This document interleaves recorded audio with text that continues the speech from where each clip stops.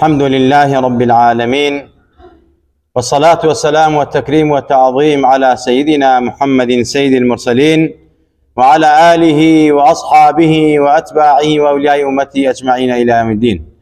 خوشكو برائي ما دارم، السلام عليكم ورحمة الله وبركاته. مسلمان إيمان داري تواو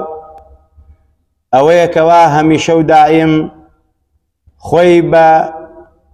چاودێر و بەرپرس ئەزانێ لە ئاستی هەموو ئەو شتانەی منفعەت و قازانجی گشتیە و بۆ هەمووانە. ئاوە کارەبایە، ژینگەیە، وڵاتە نیشتیمانە، وەک چۆن پارێزگاری لە ماڵ و سامان و ئەولادی خۆی ئەکا، مسلمان و ئیمانداری تەواو هەمیشە ئاوا خۆی بە بەرپرس ئەزانێ و خوای گەورە بەڕەقیب و چاودێری خۆی ئەزانێ. خوای تەبارەک وتەعالا لە قورئانە لە چەندین ئایەتە ئاماژە بەوە ئەکا مسلمان ئەبێ بەرپرس بێت، مسلمان ئەبێ ئاگادار بێ، مسلمان ئەبێ هەمیشە ئێمە بە چاودێر و ڕەقیبی خۆی بزانێ و هیچ کاتێک تاوان و گوناه نەکا، بە تایبەت لە بەرامبەر منفعەتی عام و ئەو شتانەی کەوا قازانج و سوودی گشتیە و کۆمەڵایەتیە و هی هەموو وڵات و نیشتیمانە. ئازیزان و خۆشەویستان، خوای تەبارەک وتەعالا لە قورئانە فەرمێت: وتعاونوا على البر والتقوى ولا تعاونوا على الإثم والعدوان واتقوا الله إن الله شديد العقاب. خوای تەبارەک وتەعالا ئەفەرمێ مسلمانان و ئیمانداران، باوەڕداران و شوێن کەوتوانی پێغەمبەری نازدار صلى الله عليه وسلم، ئێوە هاوکاری یەکتری بن، پشتیوانی یەکتری بن، یارمەتری یەکتری بن لە چاکە، لە کاری چاکە، لە بەرەو پێشبردنی وڵاتە، لە دڵسۆزی وڵاتە، لە شتێکەوە منفعەتی عام و قازانجی عام و گشتی تایە. ئێوە هاوکاری یەکتری بن، پشتیوانی یەکتری بن، دەستی ئاوەدانیتان هەبێ، قسەی خێر بکەن و کاری خێری تا بکەن. و فەرمێت لە گوناه و لە تاوانە هاوکار و پشتیوانی یەکتری مەکەن، واز لە گوناه و تاوان بێنن. کەسێکی لە ئێوە تاوانی کرد، دەستدرێژی کردە سەر منفعەتێکی عام قازانجی وڵات یان تاوان و منکەری کرد، توانیت بەڕاستی نەسیحەت و ئامۆژگاری بکە، بەدەست مەیەڵە، نەیشت توانی دوعای خێری بۆ بکە کە خوای تەبارەک لەو منکەرە، لەو تاوانە، لەو کارە خراپ و قێزەونە بە دووریکە. خوا فەرمێت ئێوە لە خوا بترسن، ئێوە تەقوای خوا بکەن، خوا بەڕەقیبی خۆتان بزانن، پارێزگاری بکەن هەمیشە، چونکە خوای تەبارەک وتەعالا عەزابی بە شیددەتە، توند و تیژە بۆ ئەوانەی کەوا تاوانبارن و گونابارن. ئازیزان و خۆشەویستان، بۆیە پێغەمبەری نازداری پێمان ئەفەرمێت: ئیتەقوا الله حەیثوما کونت، لە هەر کوێ هەی تۆ لە خوا بترسە و خوا بەڕەقیبی خۆت بزانە، گوناه و تاوان مەکە، دەستدرێژی مەکە، خراپە مەکە، بەتایبەت لەسەر منفعەتی عام و قازانجی عام. خوا فەرمێت: ولا تفسدوا في الأرض بعد إصلاحها وادعوه خوفا وطمعا إن رحمة الله قريب من المحسنين. خوای تەبارەک وتەعالا ئەفەرمێت ئێوە لەسەر ئەرزە فەساد مەنێن، وەنێ خراپی مەکەن، بۆگەنی مەکەن، ژینگەتان تێک مەدەن، وڵاتتان مەشێوێنن، ئەو شتەی کەوا هەموو ئینسانەکان بەشدارە تایە، بەڕاستی زوڵم مەکەن لە یەکتری. ئیتر وەک پێغەمبەری خوا فەرمێ صلی الله عليه وسلم، ئینسان لە سێ شتە بەڕاستی بەشدارە و وەکو یەک بەڕاستی سەیر ئەکرێن، نابێت کەس خۆی لە کەس زیاتر بزانێ لەو شتانە. بۆ نمونە ئەفەرمێ: المسلمون شركاء في الثلاث الماء والكلأ والنار. پێغەمبەری خوا فەرمێت ئینسانەکان بەڕاستی بەشدارن، مشتەرەکن، شەریکن لە ئاوە و هەروەها لە ژینگە، لە ئاگرە. ئەمانە ئینسان هەمووی بەشدارەتیایە، پێویستە هەموو ئینسانەکان لە پاراستنی ئاو، ژینگە و ئەوەی کەوا منفعەتی عام و قازانجی گشتیە، هەر هەمومان بەهی خۆمانی بزانین، دەستی پێوە بگرین، خیانەتی لێ نەکەین، بە ئیفسادیان نەبین، خراپی نەکەین. ئەمە نیعمەتێکە خوای گەورە بە ئێمەی داوە. خوا ئەفەرمێت: ئەم نیعمەتەم پێبەخشیون، سپاسی منی لەسەر بکەن. ولا تفسدوا في الأرض بعد إصلاحها، لدواي أوي كوا من أمام بيباشون إصلاح كردو بتانو لخزمتي إيوايا إيويش دەستی پێوە بگرن ئێوەش خزمەتی خۆتانی پێ بکەن خزمەتی وڵاتی پێ بکەن اینجا دوعا بکەن بپارێنەوە بە ترس و لەرزەوە بپارێنەوە لە خوا کە خوای تەبارەک وتەعالا بەردەوامی کابوتان بە ترسەوە بە تموعی زیاترەوە بە داوای زیاترەوە بڵێن خوایە بمانی زیادکەی خوایە نەیبڕی ئەمە صیفەتی ئینسانی محسینە ئەوانەی کەوا باشە و چاکەکارن ئەوانەی خوای گەورە ڕەحمەتی خۆی لێ نزیک کردوونەتەوە بەهۆی چیوە بەهۆی ئەوەی کە خوان بە بەرپرس ئەزانن خوان بە دڵسۆز ئەزانن وڵات ئیفساد ناکەن بەرەو خراپە نایبن دەست بە ئەو شتانەوە ئەگرن کەوا سوود و قازانجی هەموو خەڵکی تایە دەستی پێوەگرن ئێمە زۆر جارە لە مجتەمع و کۆمەلگای ئیسلامیە بەس بە ناو مسلمانین ئەینا ئەوەی صیفاتی ئیسلامی و ئەخلاقی بەرزی پێغەمبەرە صلی الله عليه وسلم لە ناومانە ون کراوە ونە دیار نییە ئازیزان و خۆشەویستانم بەڕاستی زۆر جارە بە کابراڵی دەست بە ئاوە بگرە ئەڵە ماڵی حکومەتە دەست بە کارەبا بگرە ئەڵە قەیچیەکە بە حکومەت پارەم لێسێنێ کاکە دەست بە ژینگەوە بگرە ژینگە پارێزە یعنی ئەمە صیفەتی ئینسانی مسلمان نییە ئەڕۆیتە ئەوروپا وڵاتانی ڕۆژئاوا بەڕاستی ئەخلاقیاتی ئیسلامی تایە لە ڕووی ویژدان و پاراستنی وڵات و نیشتیمانی خۆیەوە بەڵام سەیرەکەی ئیسلامەکە بە عەمەلی جێبەجێەکەن بەڵام لە ڕووی ئیمان و دین و سوژدە نابن و مزگەوتیان نییە عەزیزەکانم یعنی ئەوانەی کە دڵسۆزی وڵاتی خۆیان نیشتیمانی خۆیان بەڵام لە وڵاتی ئەمە سوژدە ئەبین مزگەوتمان هەیە شیعاری ئیسلامان هەیە بەڵام زۆر جارێ ئەوەی کەوا ئیسلام داوامان لێکە جێبەجێی ناکەین یعنی مافی یەکتری ناپارێزین حرمەتان بۆ ئەوانن یەکە کە مافی گشتیە ئاوە کارەبایە مافی گشتیە هی حکومەت نییە حکومەت بەرپرسێکی کاتیە ئەمانە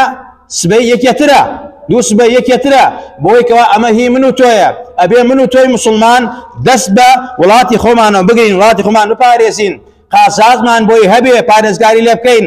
ئاوە کارەبایە ژینگەیە بە تایبەت ژینگەی وڵات لە بەهارانە ژینگەی وڵاتی من و تۆ جوانی وڵاتی من و تۆ بەڕاستی کەم وڵاتی وەکو وڵاتی من و تۆ جوانە بەڵام حەیف بەداخەوە مسلمانەکان ئەی شێوێنن ئیمانداران ئەی شێوێنن بندارەکانە ناودارەکانە ناو ژینگەکانە سەیرانگاکانە سەیرەکەی بە پاشەڕۆی خۆی بە پیسی خۆی ئەی شێوێنێ و تێکیەدا ئەی کاکی برام مسلمانی بەڕێت ئیماندار ئاهلی مزگەوت ئەوەی کەوا ڕەمەزان بە ڕۆژوەبی و شەو نوێژەکەی بە حسابی خۆی دوو شەوە پێشەوە بە ڕۆژوەبی و لەسەر مزگەوت شەرتە ئەی ئەمە سیفەتی مسلمان نییە ژوێنەکەی خۆت پاکەرەوە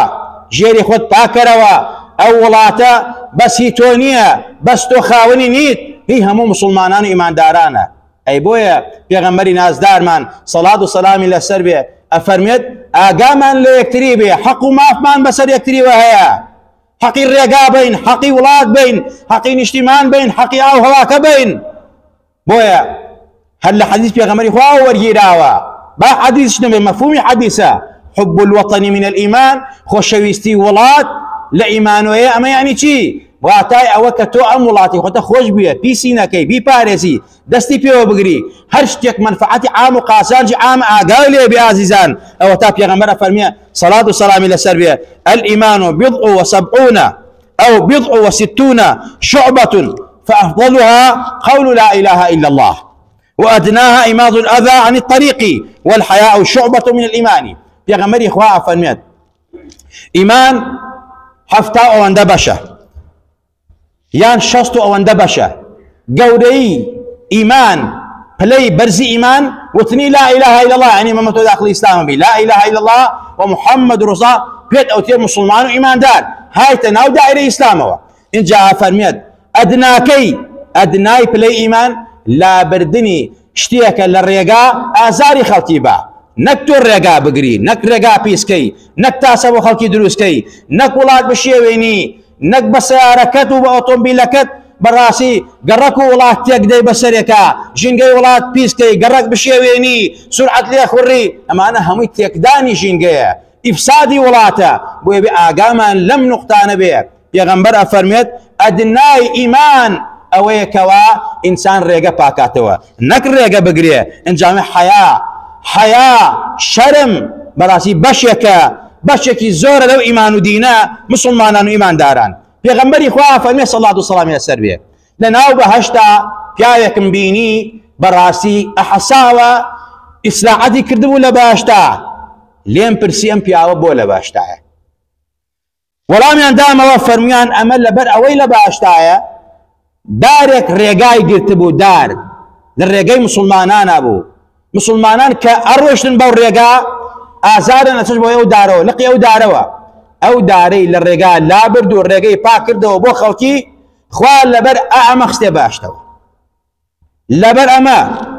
بە نوێژی زۆر و ڕۆژی زۆر نییە ئیسلام معاملەیە ئەخلاق و ڕەوشتە ناکرێ ئیماندار و مسلمان بی ژینگە پیسکەر بی ژینگە نەپارێزی وڵات نەپارێزی دەست بە ئەو کارەبای گەڕەک و وڵاتی خۆتەوە نەگری أو تابع غمرة فرمت لقد رأيت رجلا يتقلب في الجنة في شجرة قطعها من ظاهر الطريق كانت تؤذي الناس أما بهاشتية توي مسلمان أزاني لقركتا لكولانكتا لولاتكتا لنجتمان ذا اشتيك ولاتي بيسكردو معي إفسادا معي خرابية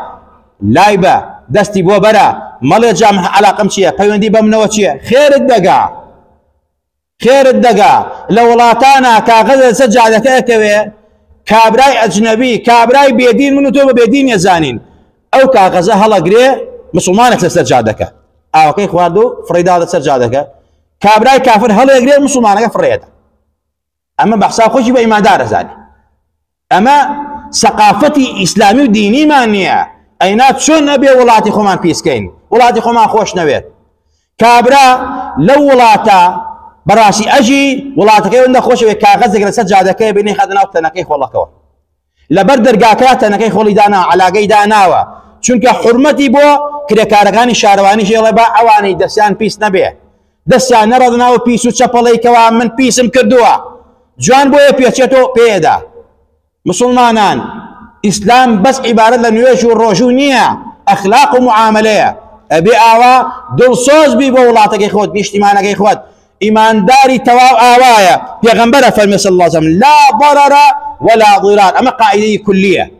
اما حديثك بلام چندين قاعده اصول شرعيه لجنا دامزلاوا لا ضرر ولا ضرار معنى كيفيه يعني انساني مسلمان نزر لنفسي خوي ادا براسي زر لنفسي خوي نادا قازانجي نفسي خوي اوي وهروها انجا زررش لخلقي نادا وبيغمري افرميد ايمان تان تواو نابه حتاكو اويك وا بو نفسي خوتان بيتان خوشا بو براو مسلمانان و ایمانداران دی پێتان خۆش نەبێ پێت خۆشە پاک و بختە بی کارەباتە بێ ئاوتە بێ ژینگەت پاک بێ گەڕەکت پاک بێ ئەبێ بەڕاستی ئەمە مادەم پێت خۆشە بۆ خۆت و بۆ وڵاتی خۆت و نیشتیمان و گەڕێ خۆت ئەبێ بۆ چواردەورەکەیشت بۆ مسلمانانی تریش پێت خۆش بێ ژینگە پیسمەکە ئاگات لە ئاو کارەبا بێ ئەو ئاو کارەبا هی حکومەت نییە هی من و تۆیە ڕقتە لە حکومەت بەوە تۆڵەی لێ مەکەرەوە ئازیزان و خۆشەویستان واجب أركيما لبرامبر ولاتو نشتيمان معنا دزگرتنا و پاراستنی اوشتانه که منفعتو قازانجی عامه هر کسی ونبي ایمان داری تواو نیه هر کسی مسلمانان لدستو لزبان رازین و ایمان داری تواو نیه هر کسی ولاتی خوی نپارزه پاک رای نگریه وک نفسی خوی وک مالو نالی خوی خوشی نبی دل نیاب ایمان داری تواو نیه و پیغمبر فرمی صلی الله علیه وسلم خوتا نپارن لسي نفرت اتقوا الملاعن الثلاث او سيشوني كقابل اللعنة نفرته البراز في الموارد وقارئ الطريق والظل في غمري خواه فرمي لا سي نعلتك خوتان بارسن بي سي مكان للرقي خلقيا بي سي مكان لشوني آوا بي سي مكان لسيبري خلقيا يعني اما چي يعني اما شتێکی معناکی حدیثێکی کورتە بەڵام معناکی زۆرە قاعدەیەکی گەورەی شەرعیە پێغەمبەری خوا ئەمە پیسی مەکە یعنی پیسی مەکە شتی تریش جگە لە پیسی خۆت شتی تریش لەو ژینگا لەو شوێنە لە ڕێگا دایمەنێ شتێک مای ئازاری خەڵکی مای بۆگەنی خەڵکیت دایمەنێ خراپی مەکە پیسی مەکە پێغەمبەری خوا فەرمێت صلی الله عليه وسلم پیسی مکن یعنی میز مکن آی وستاوه چون که او آوا هریتونیه عالم یعنی جینگه پیس مکن عزیزکانم اما آماجه بوی که من تو جینگه خومان پارێزین ایمانداری تواو ابی پارێزەری جینگه بێ ئەبێ دڵسۆزی وڵات و نیشتیمان بێ. ئەگەر وابین مسلمانی تەواوین، ئەگەر وا نەبین بەڕاستی خۆمان بە بەرپرس نەزانین کە پێغەمبەری خوا فەرمێت سەڵات و سەلامی لەسەر بێت كلكم راع وكلكم مسؤول عن رعيته. ئاوا نەبین والله نەبەتەمای بەهەشت بە نەبەتەمای ڕەزامەندی پەروەردگار بە. ئیسلامی بەس عیبارەت نییە لە نوێژ و ڕۆژ و سوجدە و ئەمانە. ئیسلام معاملە و ئەخلاق خوا لە هەموو لایەکمان ڕازی بێ، خوا لە هەموو لایەکمان خۆش بێ، خوا عاقیبەتمان بەخێر بگێڕێ، خوا لە گوناه و تاوانی خۆمان باوک دایکمان خۆش بی، خوا بە ئیمان و بمانژێنە، بە ئیمان ومان بێنە، بە ئیمان و زیندومان کەرەوە لە دەرد و بەڵا و باو نەخۆشی و ناخۆشی خۆمان و وڵات و عائیلە و ماڵ و منداڵمان پارێزراوکە. یا ربی خوای ئەوانەی داوای دوعای خەیریان لێ کردوین ئەو نەخۆشانە بەتایبەت لە گەڕەکە و لە غەیری گەڕەکە و لە وڵات و لە نیشتیمان و لە دەرەوە وڵاتە بەتایبەت نەخۆشی ئەهلی مزگەوتە کە لە ناوەی وڵات و دەری وڵاتۆیە کە داوای دوعای خەیریان لێکردنی خوایە لێ دەبارێنەوە شیفای عاجل و پەلایان بۆ بنێرە، خوا شیفای عاجل و پەلایان بۆ بنێرە، خوا شیفای عاجل و پەلایان بۆ بنێرە زەلی سەر جێگایان مەکە، خوا شیفای نەخۆشی خەستەخانەی هیوا بە باقی خەستەخانەکانی ترمان نەخۆشەکانی ماڵۆمان خوای ئەوانەی منداڵن منداڵی ساڵحان بەرێ، ئەوانەی هیانە و ساڵنە خوا بۆیان ساڵحکەی، یا ربی خوای ئەوانەی هیانە و مەفقودەونە و دیارنێ خوا بێگیان شادکەیتەوە، خوا محەبەت و ئولفەت و ڕەحمەت و خۆشەویستی بکەنە نێوان هەموو عائیلەکان و هەموو ماڵەکان و هەموو وڵات و هەموو نیشتیمانەوە هەموو مسلمانان. یا ربی خوا مسلمانانێک ریزکەی بە عیزەتکەی، یا ربی خوا لە دەپارڕینەوە وڵاتمان پڕ لە خێر و خۆشیکەی، خوای لە دەپارڕینەوە سەقافەت و ڕۆشنبیری پاراستنی وڵات و نیشتیمانمان بیتێ، ئەو شتانەی کەوا منفعەتی عامە قازانجی عامە خوای لە دەپارڕینەوە پارێزەری بین، خوای خۆمان بە بەرپرس زانین، خوای ئیمان نەبین تایە، یا ربی خوای کەم تەرخەمێکشمان هەیە خوای لێمان خۆش بە، خوای لێمان خۆش بە، خوای لێمان خۆش بە، خوای لە دەپارڕینەوە لە ڕۆژی قیامەتە لە خزمەت پێغەمبەر بین صلی الله علیه وسلم، بانگمان بکا و دەرمان نەکا و دەستی مبارەی خۆی ئاوی کەوسەرمان باتێ. خوای ئەوانەی گیرروگرتیان هەیە مەشاکیلی عائیلەیان هەیە هەر مەشاکیلێتیان هەیە زاڵم زوڵمی لێکردن خوای لە دەپارڕینەوە دەرگای خەیریان لێ بکەرەوە، خوای زوڵم مستەمیان لەسەر لاوە، یا ربی خوای زوڵم مستەمیان لەسەر لابە، یا ربی خوای لە دەپارڕینەوە بە ئیسمی عەزەمی خۆت بە ناو جوانەکانی خۆت، یا ربی خوایە ئەوانەی هەر گرفتێکیان هەیە خوایە بەلوتفت بۆیان چارەسەرکە. آمين آمين. أقول قولي هذا وأستغفر الله لي ولكم ولسائر المسلمين.